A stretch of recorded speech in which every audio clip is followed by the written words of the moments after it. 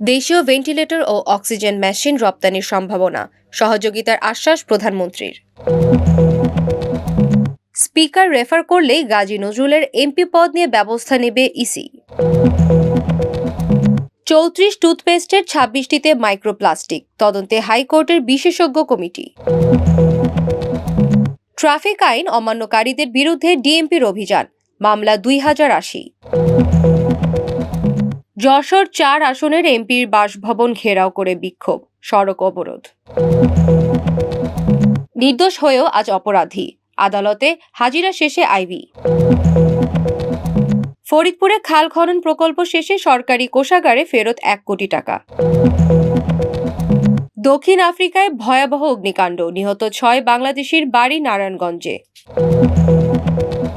টরন্টোয় মার্কিন কনসুলেটের বাইরে গুলি, জড়িতদের খুঁজছে পুলিশ। ফ্রান্সের নতুন কোচ জিনেদিন জিদান, চুক্তি ২০৩০ সাল পর্যন্ত।